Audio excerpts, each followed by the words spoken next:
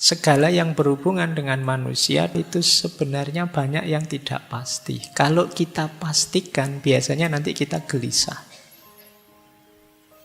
Uang banyak, bahagia enggak? Tergantung. Enggak mesti juga. Lebih bahagia kalau uangnya sangat banyak. Enggak, ya banyak orang yang uangnya sangat banyak, malah masalahnya berkali lipat daripada kita yang enggak punya uang. Bahagia itu kan modal utamanya akal kita, rasio kita. Hidup bahagia itu diawali dengan berpikir, mendayagunakan akal budi kita. Tidak mungkin kita bisa bahagia tanpa menggunakan akal kita. Maka orang yang menunda berpikir sama dengan dia menunda bahagia. Orang yang nanti saja mikirnya, ya sama saja dia bilang nanti saja bahagianya. Maka tujuan hidup kita adalah batin tenang, bebas dari kecemasan, dan hidup damai. Syaratnya 4.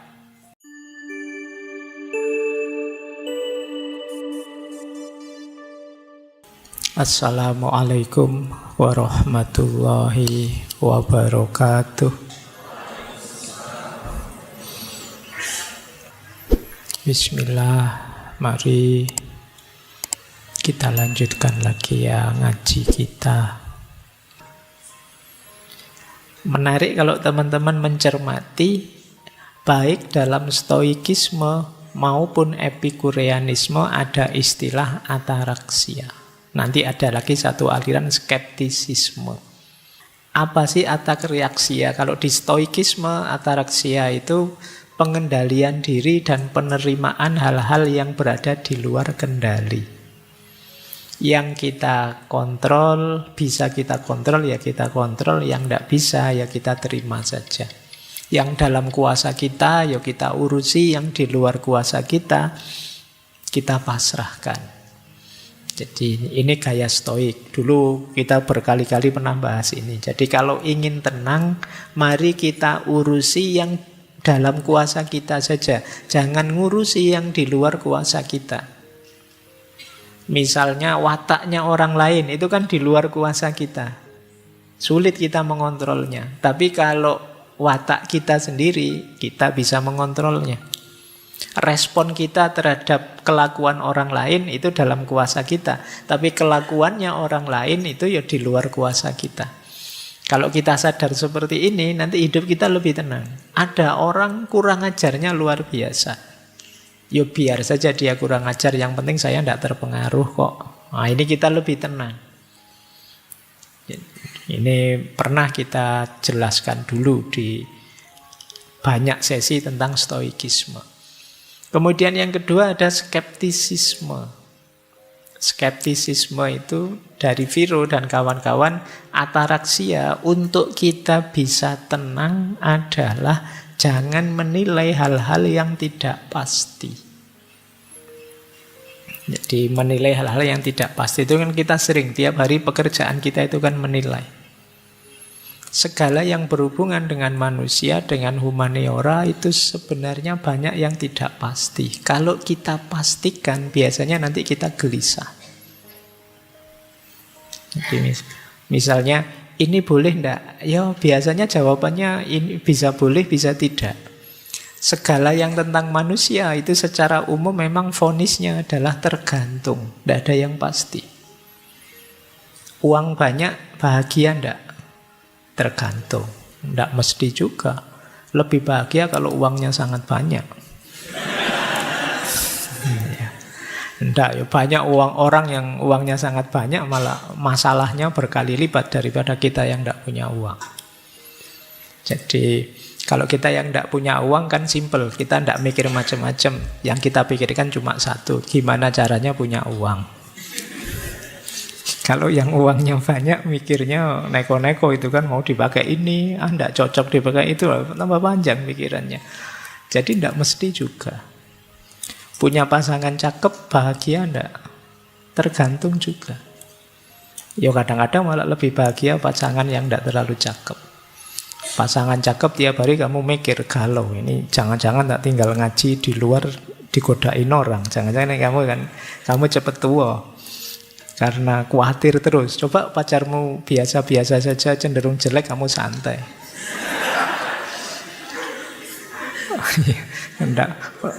Kamu tidak khawatir digoda orang. Alah Pak, tenang saja, aman. Tidak mungkin ada yang mau goda. Nah, itu kan tidak terbayang oleh kita. Itu kata Viro, banyak yang tergantung kok. Jadi teman-teman yang jurusan kuliahnya humaniora, kalau pas ujian kok tidak bisa jawab saja tergantung.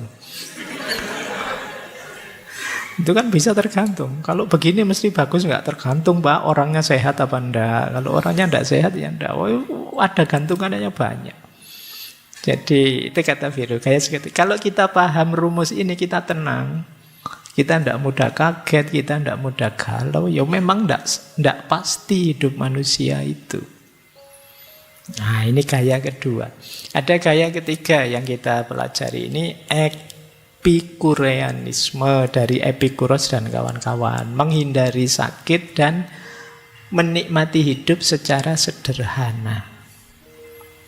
Jadi ataraksianya Epikureanisme itu batin tenang, bebas dari kecemasan, dan hidup damai. Syaratnya 4. Ataraksianya Epikureanisme itu, yang pertama tadi sudah disebut ya, sederhana dan jangan berlebihan. Nanti ada uraiannya di belakang. Yang kedua, punya sahabat, teman untuk berbagi, saling mendukung, saling menasehati, dan lain sebagainya. Ini hidup kita akan lebih stabil. Ketika kita sadar, apapun yang terjadi dengan diriku, ada teman yang menemaniku, mensupportku. Ini hidup lebih tenang. Kemudian rasional. Jadi hidup lebih rasional itu menenangkan. Nanti sampai ke belakang kita menjelaskan ini nanti. Kemudian hidup yang alamiah. Nanti beliau mengkritik keras orang yang cemas dengan kematian. Kematian itu alamiah saja, ngapain kita takut mati? Orang yang takut mati itu tidak pinter, kata Epikuros. Karena kenapa? Waktu kita mati itu kita tidak sadar. Kalau kita tidak sadar, ya kita takut apa? Sesuatu yang tidak bisa kita sadari. Nanti ada uraiannya di belakang. Jadi ini malam hari ini kita fokus ke hidup tenangnya atau ataraksianya. Gimana sih kita bisa hidup tenang versinya Epikuros. Oke, baik. Jadi itu pengantarnya. Sekarang kita belajar ketenangannya. Kita mulai ya. Bismillah. Yuk, yang pertama, ini agak panjang. Hidup tenang itu tentu saja harus diawali dengan hidup senang. Gerbangnya ketenangan itu kesenangan. Tidak mungkin kita ngaku-ngaku tenang tapi kita merasa tidak senang. Ketenangan dan kesenangan itu satu paket. Kesenangan adalah gerbangnya hidup bahagia. Kesenangan ini, kata Epikuros, sifatnya innate good. Innate itu sudah ada dalam diri kita dan kita anggap baik. Dan itu sejak kita lahir. Pikiran mungkin belum optimal waktu kita baru lahir, tapi senang dan tidak senang, nyaman dan tidak nyaman sudah ada. Bayi itu kalau tidak nyaman ya nangis dia. Itu kan berarti ada kesenangan. Ada yang dia sudah mulai paham. Ini senang, itu tidak senang. Kalau dia tidak senang ya nangis. Itu kenapa disebut innate good. Kita tidak perlu belajar senang itu bagaimana, tidak senang itu bagaimana. Itu fitrah sudah kita tahu. Sudah ada dalam diri kita. Makanya kan tidak ada kalian sebentar Pak, saya tak belajar dulu caranya senang bagaimana. Kan tidak, kita otomatis sudah tahu. Begitu senang ya rasa senang itu muncul dalam diri kita. Nah, cuma kesenangan itu tetap harus kita renungi, kita pelajari. Kenapa? Karena tidak semua kesenangan harus dipenuhi. Ada kalimat dari Epikuros, kesenangan yang menyebabkan rasa sakit atau kesulitan harus dihindari. Sebaliknya kadang-kadang rasa sakit atau kesulitan tapi bisa melahirkan kesenangan harus kita jalani.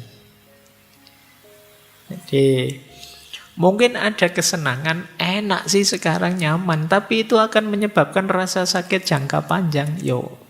Kalau kita pinter ya kita hindari. Makan enak kayak tadi gorengan terus-terusan itu enak, wong kita seneng. Tapi kalau kita sadar, iya ya ini, tapi kalau saya tidak hati-hati, besok ada kepahitan jangka panjang, kolesterol lah, jantung lah, dan lain sebagainya. Ini kita harus mulai berpikir lagi, apa iya kesenangan ini harus saya penuhi?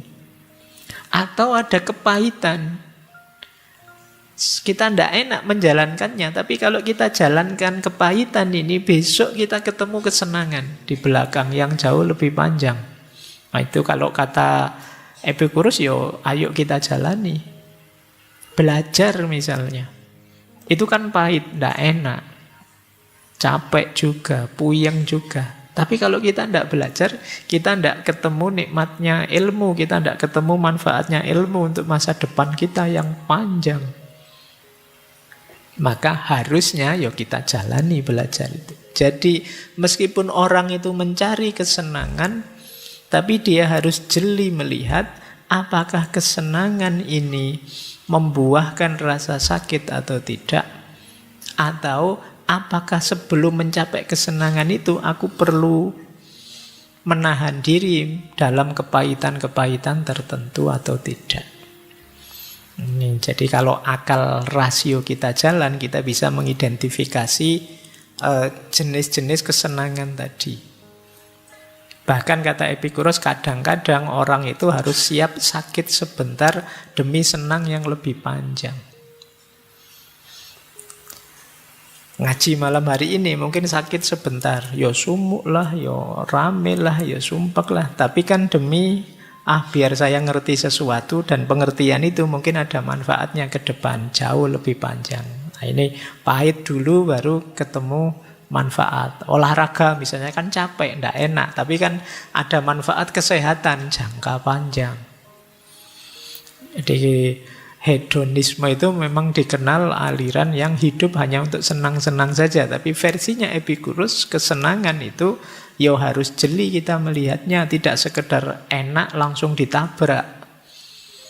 Kalau enak langsung ditabrak, siapa tahu kesenangan ini justru buahnya kepahitan yang lebih dalam jangka yang panjang. Pak, gimana Pak? Milih di antara banyak kesenangan itu harus saya pilih yang mana?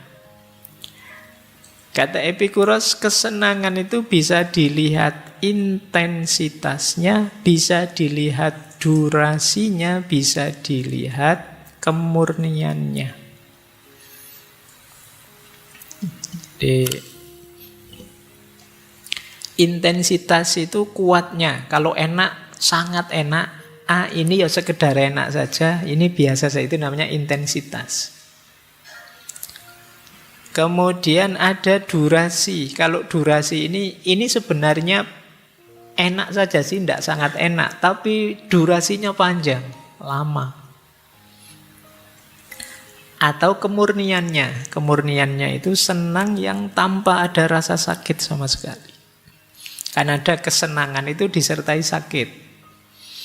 Misalnya kalian olahraga, mungkin kalian hobi olahraga, seneng olahraga, terus kalian olahraga, tapi di balik olahraga ada capeknya.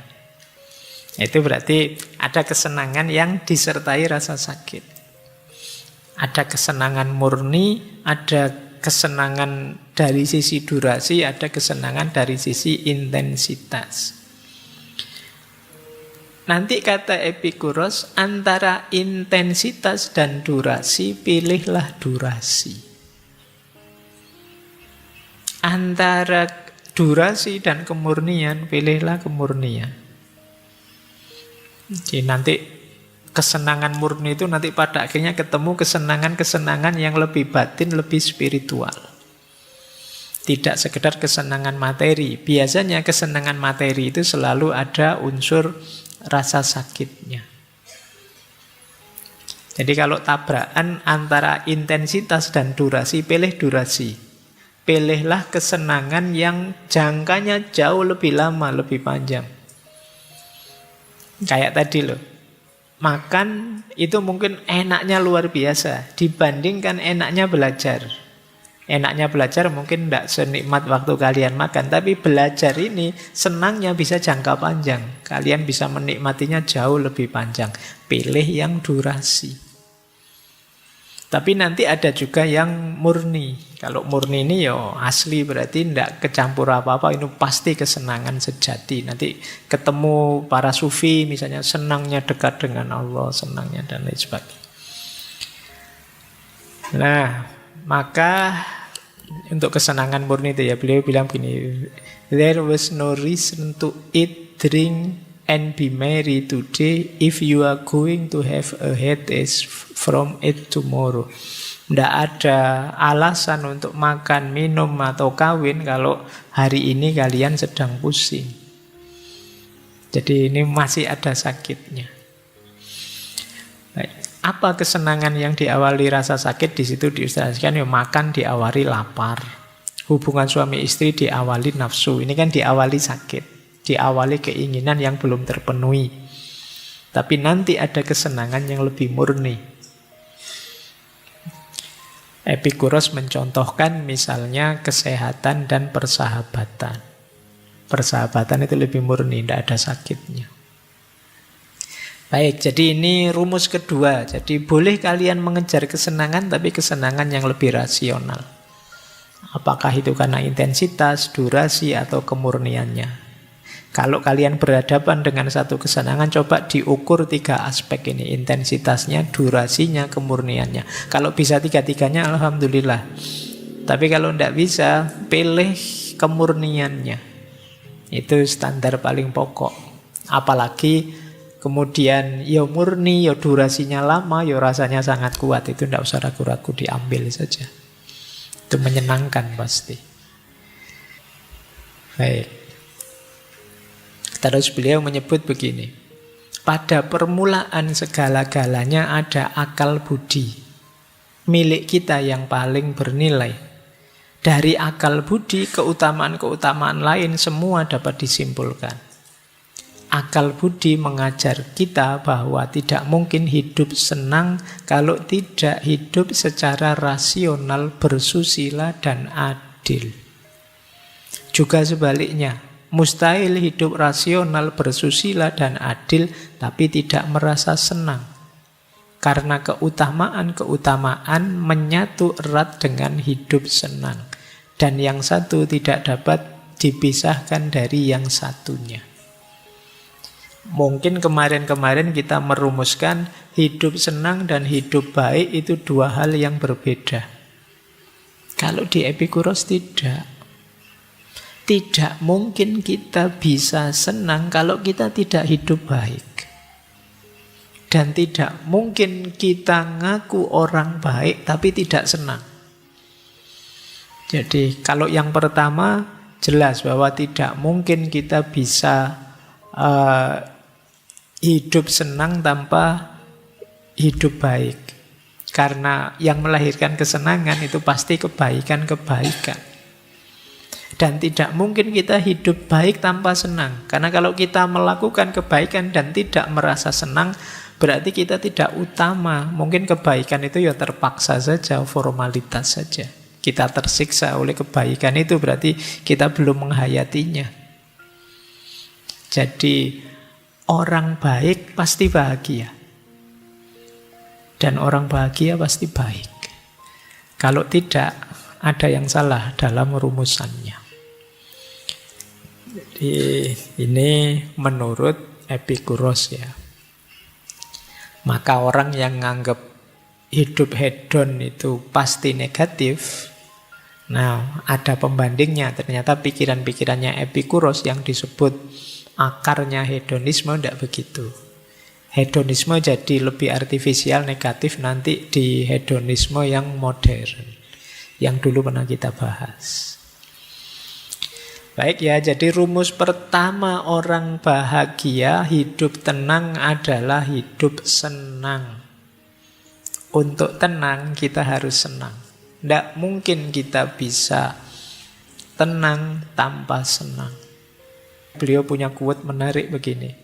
Dia yang mengatakan bahwa waktu untuk berfilsafat belum tiba atau sudah lewat, itu seperti orang yang mengatakan bahwa waktu untuk bahagia belum tiba atau sudah lewat.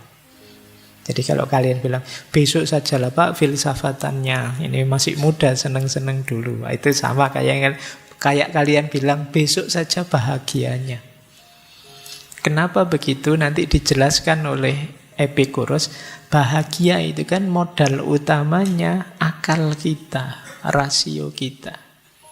Hidup bahagia itu diawali dengan berpikir, mendayagunakan akal budi kita. Tidak mungkin kita bisa bahagia tanpa menggunakan akal kita. Maka orang yang menunda berpikir sama dengan dia menunda bahagia. Orang yang nanti saja mikirnya, ya sama saja dia bilang nanti saja bahagianya. Lanjut. Rumus kedua, untuk mewujudkan keinginan hidup adalah kesederhanaan. Sederhana dalam pikiran-pikirannya Epikuros itu mungkin setara kalau dalam agama dengan konsep qanaah. Qanaah itu merasa cukup dengan yang sekarang saya miliki. Yo saya tidak kaya, tidak punya macam-macam banyak hal, tapi dengan yang saya miliki sekarang itu saya sudah bahagia. Ini namanya qanaah. Kata Epikuros, kalau kita hidupnya qanaah dan tidak ingin mengejar sesuatu secara berlebihan, kita lebih mudah bahagia. Kenapa? Karena kebahagiaan itu lebih mudah dicapai dan lebih mungkin dinikmati. Ini seperti orang yang bilang bahwa bahagia itu ya sekarang dan saat ini. Dengan cara apa? Menerima dan mensyukuri apapun yang sedang kita hadapi dan kita miliki sekarang. Ini yang disebut hidup sederhana. Membiasakan diri hidup sederhana, kata Epikuros, membuat kita sehat dan membuat kita lebih berani menghadapi perubahan. Jadi ini menariknya hidup sederhana. Kadang-kadang kita itu kan secara tidak sadar hidup berlebihan. Hidup sederhana itu mungkin kita bisa kembali ke sesi dulu minimalisme. Kita itu kadang-kadang berlebihan. Loh, tambah banyak kepemilikan, tentu saja kita tambah repot. Mengurusinya, merawatnya, menjaganya. Sehingga akhirnya kita sulit bahagia. Keinginan kita tidak ada batasnya. Jadi kalau kita tidak bisa qanaah, itu kan berarti kita ingin apa lagi. Itu problemnya kembali ke yang kedua tadi. Kita tidak bisa mengendalikan keinginan. Kita tidak mensyukuri yang tidak kita miliki, tapi digelisahkan oleh yang kita tidak mensyukuri yang kita miliki, digelisahkan oleh yang tidak kita miliki. Kata Epikuros, orang bodoh tidak puas dengan semua yang dimilikinya. Mereka menyusahkan hati dengan semua yang tidak dimilikinya. Kalau teman-teman sehari-harinya kok galau, mikir apa yang tidak teman-teman miliki, kata Epikuros ya ini, berarti teman-teman termasuk orang bodoh. Ada yang bisa kita nikmati, karena sudah kita miliki, kita malah sibuk mencari yang tidak kita miliki. Wong kita sudah bisa senang, sudah bisa bahagia dengan yang kita miliki selama ini, masih mencari yang lain, yang tidak dimiliki. Yo, apalagi seperti ini kalau tidak disebut orang bodoh. Dilanjutkan oleh Epikuros, tidak mungkin ada kecukupan bagi orang yang nganggap cukup itu kurang. Bisa dipahami ya? Sebenarnya kalian sudah punya, tapi masih ingin lagi karena kepunyaan kalian anggap kurang, padahal sudah punya. Sudah ada, tapi kalian masih ingin ya. Kalau mentalmu seperti ini, ya tidak akan pernah ada kata cukup. Kalian sudah punya baju 20 di lemari. Itu pun tiap kali buka lemari, pakai baju apa ya? Saya tidak punya baju. Lihat terus yang satu lemari itu buat apa? Kalau kalian tidak bisa merasa cukup dengan yang kalian miliki, ya tidak akan kalian pernah bilang cukup. Ini kata Epikuros. Pokoknya ada banyak mental seperti ini dalam diri kita selama ini. Kita merasa kurang saja, padahal sudah sangat cukup. Kata Epikuros lagi, kekayaan yang dibutuhkan oleh alam terbatas dan mudah diperoleh. Tapi kekayaan yang dibutuhkan oleh keinginan yang sia-sia meluas, tak terbatas. Kalau kita natural saja, memenuhi kebutuhan-kebutuhan dasar saja tadi, natural necessary tadi, itu gampang. Kan orang sering nyindir kita, alah ayam saja bisa makan meskipun dia tidak mikir macam-macam, berangkat dapat makan terus pulang dapat makan. Binatang saja bisa begitu, kok ada manusia yang sampai tidak bisa makan? Kenapa bisa begitu? Karena manusia tidak natural necessary tadi, keinginannya macam-macam. Kalau kayak binatang yang fokus natural necessary saja, yang dia inginkan basic dalam hidupnya pasti dapat. Sebenarnya kita juga pasti dapat kalau kita bisa mengklasifikasi kebutuhan kita. Baru ngelamar kerja itu pun sudah mikir pokoknya tahun depan saya harus sudah beli mobil, beli rumah, sudah menikah, sudah. Ya kamu stres sendiri. Pada akhirnya, kenapa? Keinginanmu tidak terkendali. Jadi padahal kalau kita yang alami saja, yang natural saja mudah. Yang sulit itu melayani keinginan kita. Perut kita itu tidak cerewet. Kalian isi nasi angkringan atau restoran mewah, dia terima kok. Apa dia pernah protes, ini angkringan balik wae, kan tidak begitu. Dia bisa, kita beri apa saja. Selera kita yang sering nawar, keinginan kita yang sering protes. Jadi ini sindirannya Epikuros buat kita ya. Lanjut.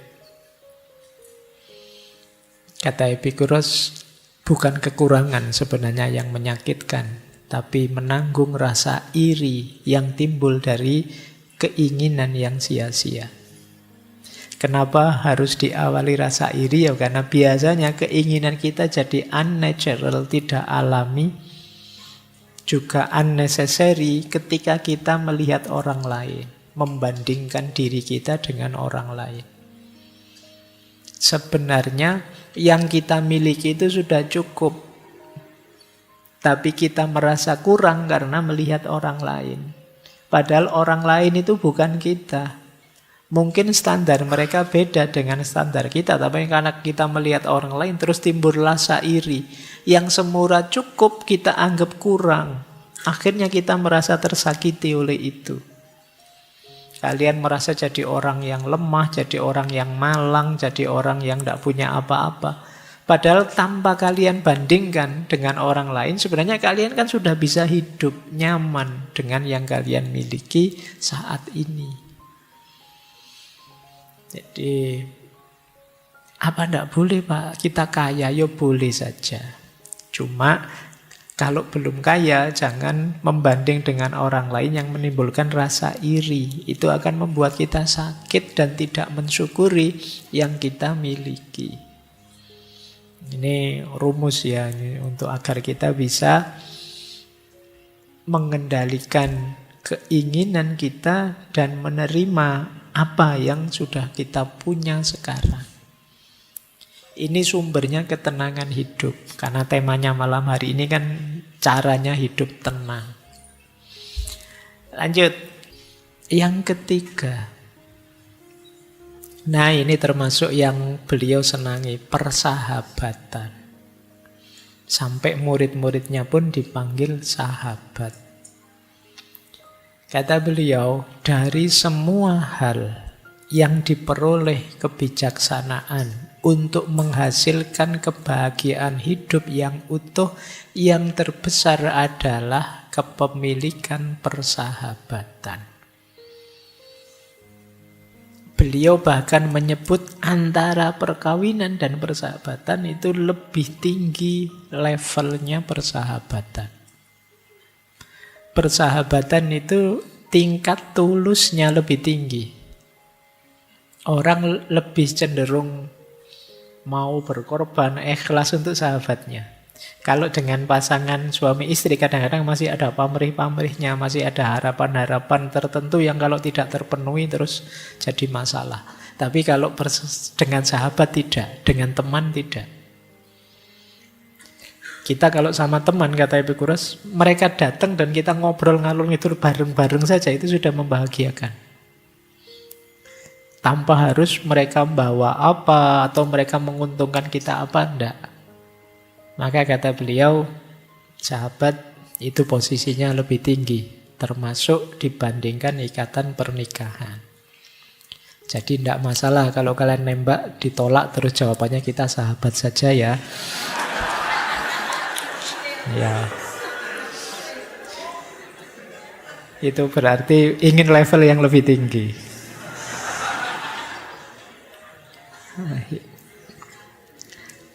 Apa manfaatnya sahabat? Anda tidak akan mengembangkan keberanian dengan menjadi bahagia dalam hubungan Anda setiap hari. Anda akan mengembangkannya dengan bertahan hidup dalam masa-masa sulit dan menghadapi kesulitan. Jadi bersama-sama dengan sahabat, bareng-bareng kita menempa diri. Jadi tidak sekedar dalam senang, tapi ketika menghadapi kesulitan.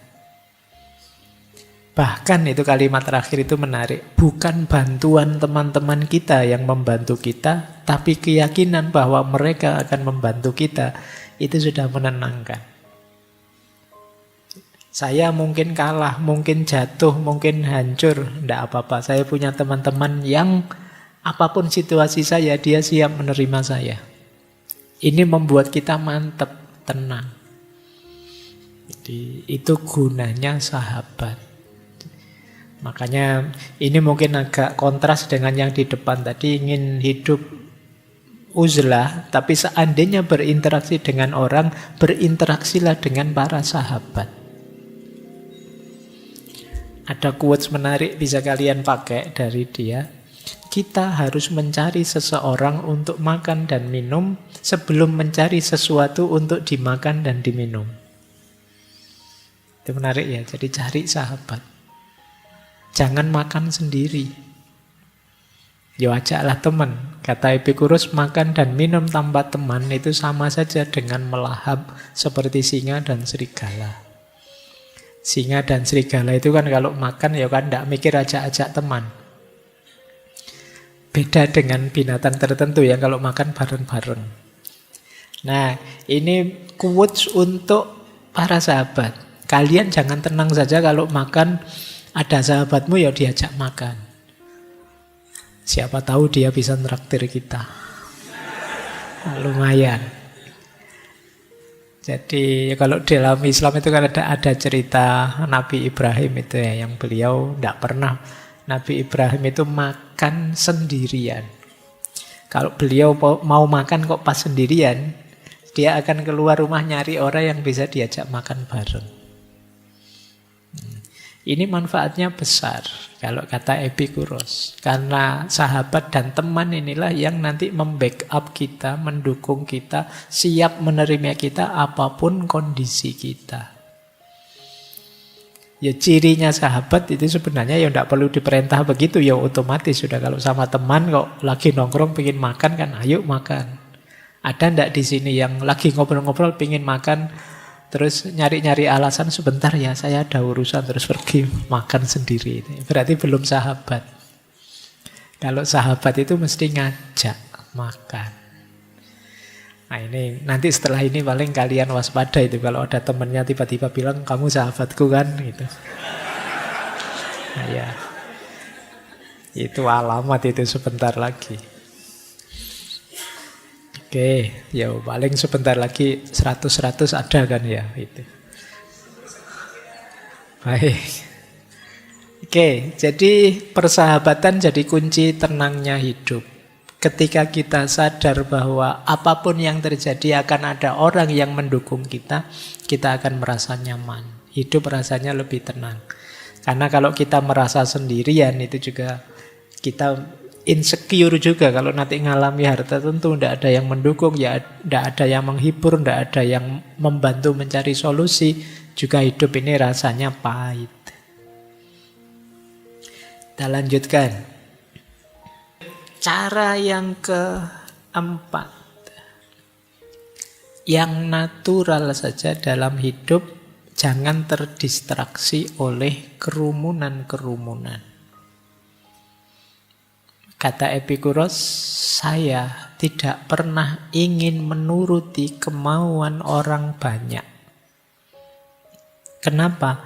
Karena apa yang saya tahu mereka tidak setuju. Dan apa yang mereka setuju saya tidak tahu.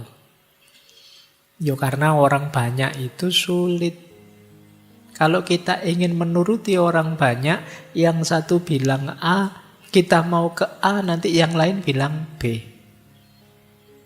Ini kayak kemarin kita di herd mentality.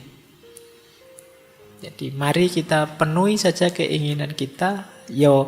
Mungkin sambil didukung, sambil bekerja sama dengan para sahabat kita tadi. Tanpa harus kemudian kita berpretensi untuk menuruti kemauannya semua orang. Karena itu tidak mungkin. Teman-teman akan kelelahan kalau tiap hari gaya hidupmu adalah jangan sampai ada orang ngeritik saya. Atau saya harus memuaskan semua orang. Karena ini sesuatu yang tidak mau. Itu kan kayak dulu loh waktu kita ada di sesinya Nasruddin itu loh. Yang dia sama anaknya naik keledai. Itu kan terus jadi pontang-ponting dia karena mendengarkan orang yang suaranya beda-beda.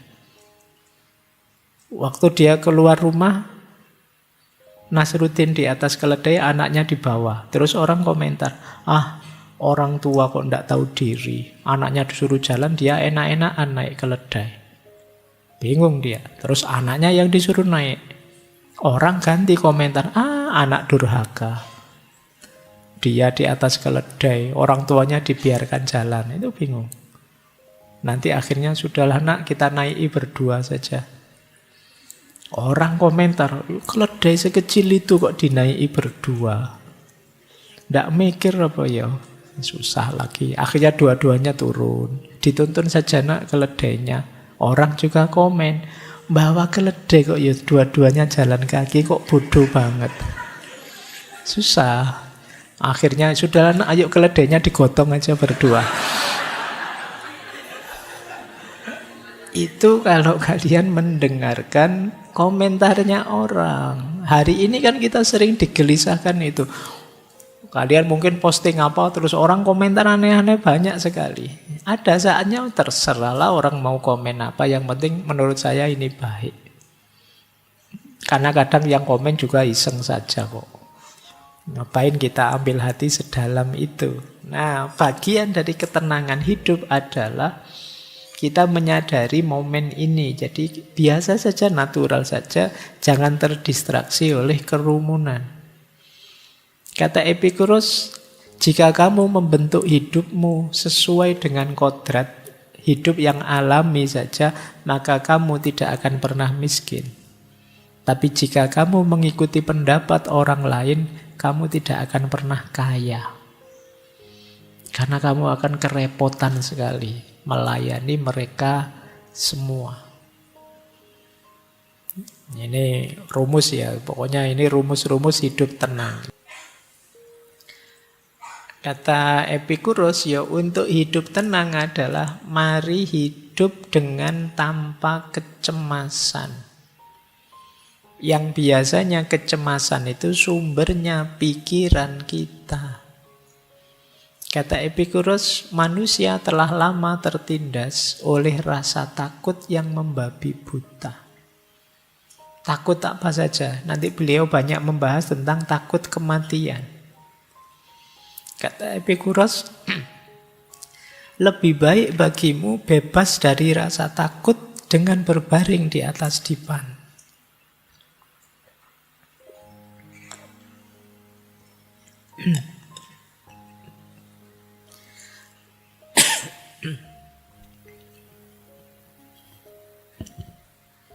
Sebentar.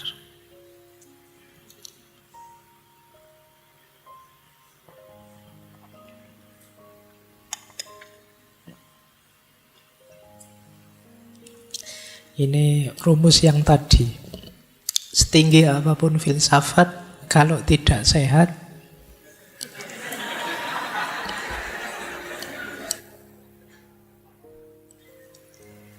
tidak ada gunanya. Baik, kita lanjutkan. Lebih baik bagimu bebas dari rasa takut dengan berbaring di atas dipan daripada punya sofa emas dan meja mewah namun penuh dengan masalah. Kita hari ini banyak ketakutan-ketakutan yang tidak perlu. Antara lain karena banjir informasi yang menyerbu kita. Pikiran kita sekarang aneh-aneh. Batuk kayak gini terus mikir, jangan-jangan paru-paru saya. Jangan-jangan ini, kita sering begitu ya. Kenapa? Info dari Google, dari mana-mana. Ada banyak ketakutan yang tidak perlu. Ada ndak yang sekarang masih semester 1 tapi sudah khawatir besok saya bisa ndak ya jadi suami yang baik. Saya ndak bisa masak, gimana ya nanti suami saya protes ndak ya, padahal masih semester 1. Ini yang disebut ketakutan yang tidak perlu. Dan kita sering mengalami ini, gimana kita bisa hidup tenang? Pikiran kita serba takut. Mau melakukan apa saja, pikiran kita mengarah ke yang negatifnya, terus takut. Mau naik motor, takut nanti jatuh. Mau ke kampus, takut nanti ketemu yang saya benci, yang kemarin nolak, takut, macam-macam. Ada banyak ketakutan-ketakutan yang kata Epikuros tidak rasional. Bahkan ketakutan paling puncak kita yaitu takut mati. Ada kalimat menarik begini dari Epikuros. Kematian yang merupakan keburukan paling mengerikan itu kan sebenarnya tidak berarti apa-apa bagi kita. Karena ketika kita ada, kematian tidak datang. Ketika kematian datang, ya kita sudah tidak ada. Wong sudah mati. Kita mau takut apa? Kata Epikuros, mengapa aku harus takut pada sesuatu yang hanya bisa ada jika aku tidak ada? Kematian itu kan kita sudah mati. Kalau kita sudah mati ya sudah kita tidak ada. Kalau kita tidak ada ya apa yang kita takuti? Nanti memang di beberapa tulisannya Epikuros itu ada pandangan bahwa akan lebih kondusif hidup kita, lebih tenang kalau kita nganggap bahwa ya kematian itu babak terakhir dalam hidup kita. Kesadaran kita sebagai manusia berakhir saat kita mati. Makanya dia bilang kalau kita mati ya ndak ada. Kalau kita ndak ada ya kenapa harus dikhawatirkan? Ada quotes yang menarik begini dari beliau. Aku tidak ada, aku ada, terus aku tidak ada, dan terakhir aku ndak peduli. Jadi ini lebih menenangkan. Aku tidak ada, ya dulu kan kita tidak ada. Terus lahir ke bumi, terus nanti kita mati. Dan kita mikir proses ini sampai puyeng. Harusnya akhirnya apa? Aku tidak peduli. Sudahlah, yuk menikmati hidup saja. Kalau memang waktunya mati datang, ya mati sajalah. Tidak apa-apa, memang sudah waktunya. Jadi ini kan kepastian yang tidak bisa kita elakkan. Ya sudah, kalau kita pas ngalami itu kan juga kita sudah mati. Jadi kalau ada yang bilang mati itu menyakitkan loh Pak. Loh, yang menyakitkan sebelum matinya. Kalau kita sudah mati ya selesai, tidak bisa merasakan apa-apa lagi, kata Epicurus. Bahkan kesadaran kita juga hilang, kata Epicurus. Makanya untuk sesuatu yang kita sudah tidak ada, ya ngapain dipikir. Kan sekarang banyak, sering kan kita dengar filsafat itu, ada itu hakikatnya tidak ada, tidak ada itu hakikatnya ada, bulan tidak karu-karuan. Jadi kata Epicurus, sudahlah, aku tidak peduli sekarepmu. Yang lebih penting, ayo hidup tenang, ayo hidup bahagia, ayo hidup senang saja. Karena kesempatan untuk mensyukuri hidup, mencari kesenangan dalam hidup tidak terulang 2 kali. Ini maka jika aku tidak ada, terus aku ada, terus aku tidak ada, gimana tidak apa-apa, aku tidak peduli. Ini quotes dari Epicurus. Jadi maksudnya apa kata aku tidak peduli itu? Jangan terlalu dipikir. Seringkali kita hidup karena kecemasan-kecemasan yang tidak perlu. Ya kalau dipikir negatifnya saja, kalian bisa tidak ngapa-ngapain. Mau belajar filsafat nanti, wah jangan-jangan nanti sesat ya Pak. Ya wis. Gimana mau bisa sesat, wong paham saja tidak. Tenang saja, tidak apa-apa, aman. Jadi kita pikirannya negatif terus. Mau ke masjid saja kamu, wah nanti di masjid bisa masuk enggak ya, jangan-jangan saya dilarang masuk ini, saya auranya kan agak aura orang-orang enggak pernah sholat misalnya. Kalau pikiranmu itu aneh-aneh. Jadi kita sering sekali mikir terlalu jauh yang aneh-aneh tadi. Jadi ketakutan yang enggak ada alasannya. Baik, ya tentu saja akhirnya hidup kita enggak tenang. Ayo kita tenang. Kita tepis semua ketakutan-ketakutan kita. Biar hidup tenang. Ya memang hidup itu ada kesulitan, ada kegagalan, ada masalah, ada hal-hal yang tidak kita senangi. Tapi itu natural saja, alami saja. Tidak mungkin hidup kita positif, terus kadang-kadang juga negatif. Kita takuti atau tidak kita takuti, seperti itu polanya orang hidup.